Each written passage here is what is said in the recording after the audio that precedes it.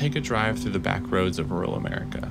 You're bound to pass any number of boxy white trailers. These unremarkable 250 square foot homes are part of the forgotten legacy of Hurricane Katrina. Minimum wage where I come from in Indianapolis is $7.25 an hour. Minimum wage here is roughly $14 to $15 an hour. Even working as a cashier at Walmart, you're going to earn $16, $17, $18 an hour. So, did you hear about the formaldehyde issues at all? I'm sorry? Did you hear about the formaldehyde issues at all? I haven't heard about anything. But I'd be happy to run a free test for you if you want. Yeah. I would love to know if the place where I'm living is poisonous. Yeah. 10 years ago, Hurricanes Katrina and Rita tore into the Gulf Coast and displaced over 1 million people. In response, the Federal Emergency Management Agency deployed over 120,000 trailers to the region.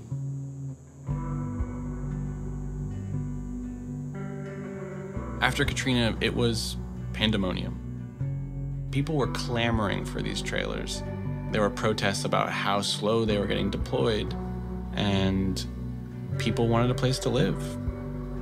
There were so many bare necessities that were problems that the FEMA trailers having some sort of strange air to them was just one of many things that were going on.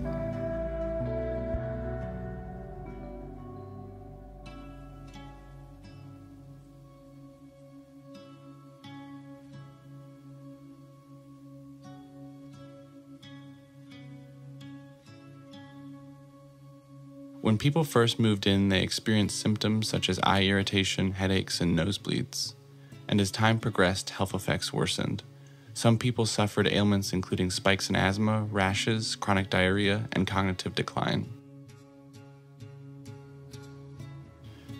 As the scale of exposure became apparent, a class action lawsuit was launched, and by 2007, FEMA was aggressively taking back the trailers, and the court mandated that FEMA keep these trailers as evidence. And that court order expired on January 1st, 2010.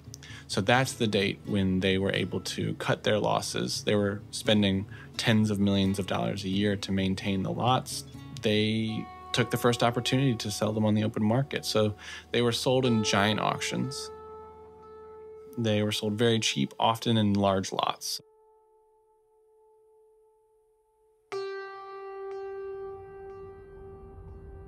This research has taken me to over a dozen states.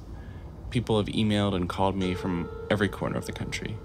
And many of them weren't even sure whether or not they had a FEMA trailer, so I would run their VIN numbers through a list of every trailer FEMA sold.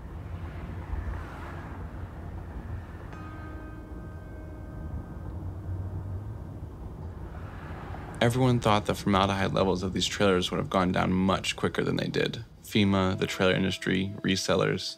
But 6-7 years after Katrina, I was testing trailers all over the country, and I found levels were still quite high, and people were still getting sick. Florida, North Carolina, Louisiana. Every week I was California, getting Michigan. emails or phone calls from very concerned people. North Dakota, Louisiana, Tennessee, up here in Pennsylvania, Virginia, North Dakota again. I just purchased the camper here in the Bakken. Housing is all but impossible to find.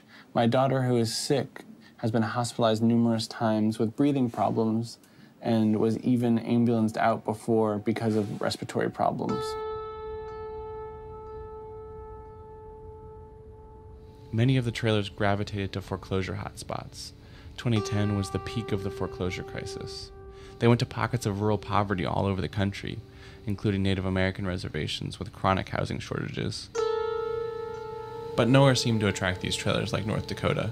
Their oil boom was taking off just as the economy was tanking, and people were flocking to the state for work. Demand for housing grew exponentially. It was more expensive than Manhattan. So here we are at the Tumbleweed Inn, which comes highly recommended. Just gonna drop off our, well, here we have some FEMA trailers right here. We've got a park model. This is the Gulfstream Cavalier, which is the most the highest production unit of the FEMA trailers. We've got 1, 2 of those. Another FEMA trailer here. Looks like we have about 7 over there. We're about 2 minutes into our adventure, and we've already found basically a FEMA trailer park. We've got another one here. This is a park unit. Another park unit behind there. Another travel trailer, FEMA travel trailer back there. You can identify them by the make and model and by the VIN number, which we'll run all the VIN numbers in a second. But most of all, you can just see them by being the plainest, least branding, no garnishes like these swooping lines or mountains. These 2 are Gulfstream Cavaliers. Oh, here's another one. So there's 3 down here. That one has a busted window.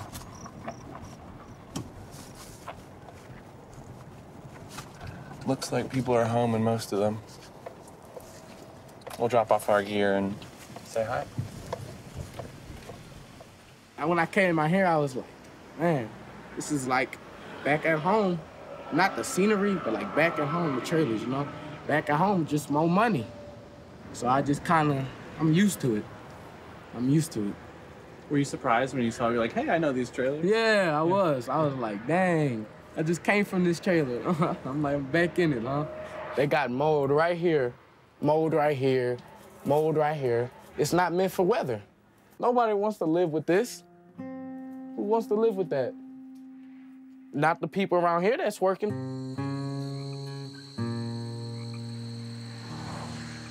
Heard that there's a job out here, so I was like, hell yeah, I'm down to go. Like $16 an hour for cash registry, that ain't nothing. Yeah, that's cool. Yeah, you'll never find that out in California. It's a little overpriced, but it's whatever. Yeah, how much is it? Like 12 something a month. Wow. Yeah, it's pretty, it's the oil field, you know. Yeah. They're making money, so they make everybody pay. How many of you are here? There's about 7 people. 7 people here. Yeah, well, 2 right there, 2 right here, bunk bed, and me right there. The federal government built it for people displaced by the hurricane when their home got destroyed by the hurricane. Yeah. And they built it, and then they found out they were toxic, and then they sold them all over the country. That's the best way to get rid of a toxic thing, you know, just to sell it around the country. They had a sticker in the window saying not to be used as housing. And then, I'm here. Yeah, now I'm here, like, that's awesome. but I think actually since you don't have a window here, you're getting good clean air in there. Yeah. People that have it like sealed up with this tape and stuff, yeah. like it's getting bottled up in there, so. Actually, there's FEMA trailers down there.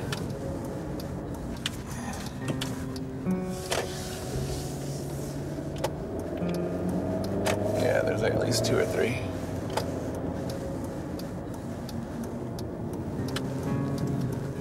Yeah, it's pretty tight in there. It's not really, I mean, nobody likes being here. I don't like being in these trailers. It's just like not actually cool at all.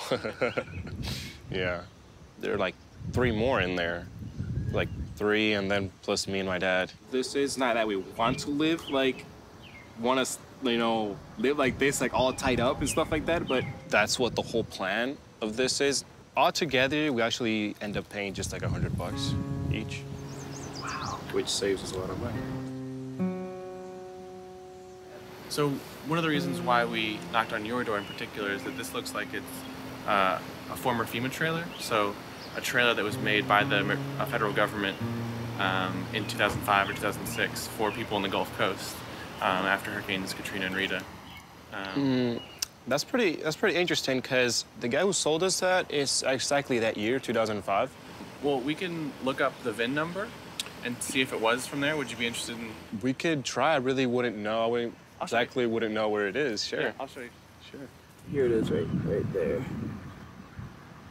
So it's barely legible. So since it was potentially made by the federal government, you can just ask the federal government for records, because it's public records of all of the VIN numbers. Mm-hmm. So I'm just gonna search. And see, it's taking forever because there's 150,000 of these they're scrolling through. Yeah. So it's just taking a... So this is actually Okay. the same VIN number, so this is the same trailer. So this trailer, a 2006 Recreation by Design travel trailer, and it was sold in a lot of 21,715 similar trailers for Henderson Auctions. There's a big auction house in Louisiana. Oh. And that's who it was sold to. So it must have been sold by the federal government to this auctioneer. The auctioneer sold it to someone who sold it to the guy your dad bought it from. Oh. Okay. Yeah.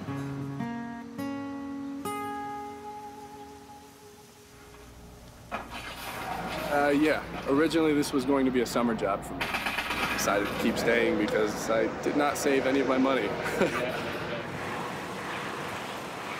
So what I'll be doing is pulling formaldehyde at a known rate through this tube that I'm gonna score and then break off the tips. And there's a chemical in there that reacts with the formaldehyde in a known way. Okay. So I'll pull it for half an hour.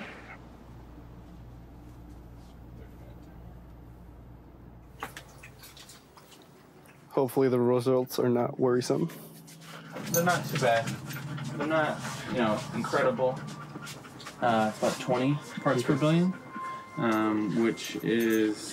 What's the danger zone? Can you put it in perspective for me? Yeah. Of course. It's 20. There you go. Bye. So a lot of the trailers I was testing back in 2011, 2012 were hitting like upwards of 100 parts per billion. Okay. And so this is 20, so it's about a fifth of that. And a lot of these units in particular were hitting about 100. So it's about 5 times better than it was. And it's maybe around double a normal home right now. Okay. Every home that's built has formaldehyde in it. So it's part of something we live with all the time. Okay. So we know what levels are really, really bad and what should be avoided in occupational settings. When it comes to domestic exposure that's over a very long period of time and at a relatively low level, the effects aren't as well known. So the Agency for Toxic Substances and Disease Registry, which is a sister agency of CDC, which you may have heard of, they say that below 8 parts per billion for long-term, like over a year exposure, you don't have to worry about negative health effects. So, but over 8, you could have effects. They haven't necessarily found harm happening at 9 parts per billion or 10 parts per billion, but they have to be a little extra careful in protecting the population by saying below 8. You'll definitely be safe. I'm living at 20 parts per billion. Is there anything I should be looking out for, or at least a downgraded version of the symptom anywhere in the future? Yeah, if you did have like slowing thinking, like if you're hypocognition, so like thinking more slowly. Okay. Issues with your respiratory tract, sort of like a simmering low grade sinus infection. If you have asthma, increased asthma attacks. But the thing also is that some people are going to react and some people aren't. So it's not just a matter of when it's going to happen to you. It could just be that it's not going to happen.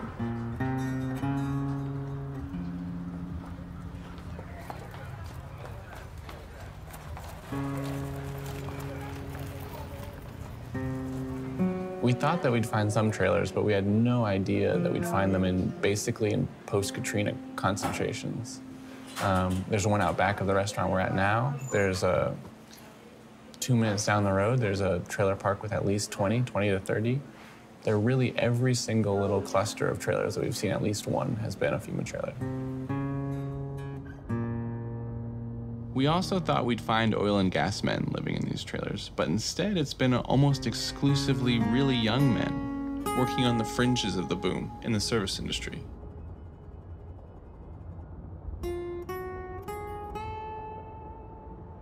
We're on our way to meet with Delvin Cree on trust land of the Turtle Mountain Reservation, about 3 hours northeast of the Bakken Shale. I've been trying to get in touch with Delvin for at least 3 years because he's the most outspoken person about the hazards Native Americans have endured living in these trailers.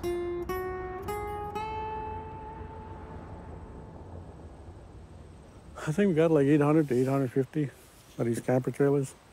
And we were getting them until I raised a concern about the toxic mold in them and the formaldehyde levels. And I did stop getting them because of that. I think that's why the government gave us these camper trailers, because we can dispose of them on our own lands. So. But in essence, they're disposing of them by giving them to you. Yep. A lot of these campers were going out to the Bakken oil fields and they were being sold. And that was a concern of mine also. Each camper that I seen in Mississippi had them stickers on them that you couldn't live in them, that they were temporary housing.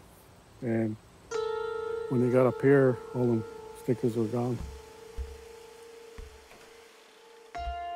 Were you aware that it was a FEMA unit when you purchased it? I kind of thought it was, but they weren't being advertised as being that. You know, I mean, it was great. Now I bought and I got my money invested in a house, and the house is making me sick, you know. How you doing, Sometimes, you know, it was just you were having a runny nose for no apparent reason, you know, whether it was an allergy or whether it almost felt like you had a cold coming on, but it never manifested itself as a cold, you know. Sleepless nights, toss and turn, toss and turn. That's gotten a lot better now. I mean, a lot of times I'll sleep 6, 7 hours straight through, you know.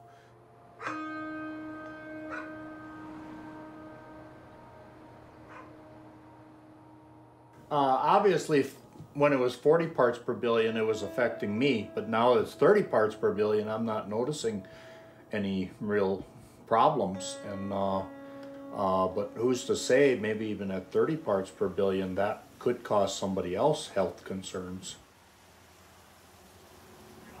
We can't say that Greg's house is safe. The level is still higher than what I would want to live in. It's also certainly several times higher than the cancer risk level. So even if he's feeling better on a day-to-day level, he may have some latent toxicity that could affect his health in the future. So the toxicity that Greg is dealing with now is no longer the extraordinary toxicity that was relegated to those kinds of homes, but the everyday sort of toxicity that we all have to deal with, since all our homes are held together with these same materials.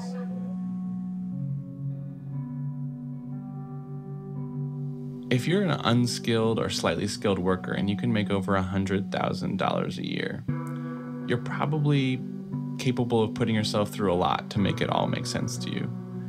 But for the people we've been talking to, who have mostly been service industry folks, where they're making maybe $10 an hour more than they would, they're also paying higher rent than they would, living in worse conditions than they would, more isolated than they would. Is it really worth it at the end of the day?